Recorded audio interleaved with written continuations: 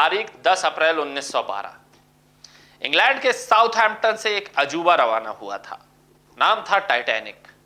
उसे अनसिंकेबल कहा गया। एक ऐसा जहाज जो कभी डूब नहीं सकता था।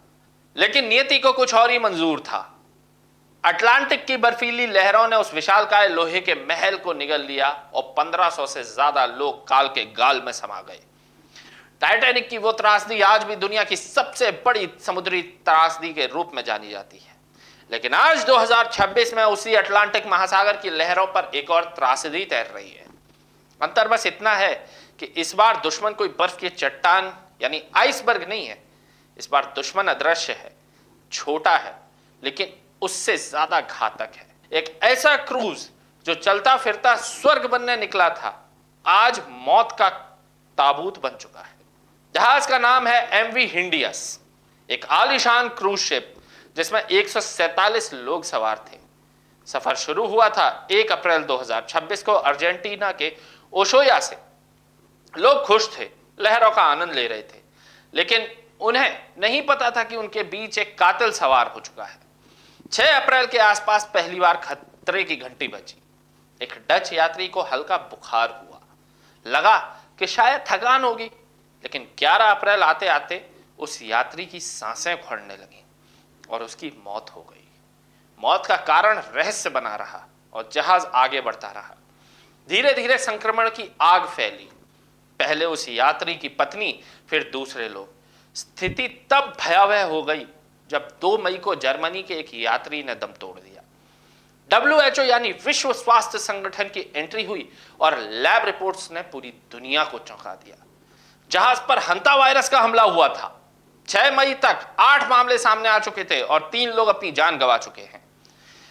आज हालत यह है कि दुनिया का कोई भी देश इस आलीशान जहाज को अपने किनारे पर लगने नहीं देना चाहता। Cape Verde, UK, Spain, Netherland, सबकी नजरें इस पर हैं। लेकिन खौफ इतना है कि स्पेन के कैनरी द्वीप की सरकार ने तो इसे रोकने से साफ इनकार कर दिया है। अब सवाल यह है कि हंता वायरस आखिर है क्या और यह क्रूज पर कैसे पहुंच गया। एक्सपर्ट्स और मेदांता अस्पताल के डॉक्टर सौरदीप चौधरी बताते हैं कि हंता वायरस आमतौर पर संक्रमित चूहों का मल, मूत्र या लार से फैलता है। अगर आप किसी ऐसी जगह पर है जहां चूहे रह रहे हैं, तो वहां की हवा के जरिए यह आपके फेफड़ों तक पहुंच सकता है।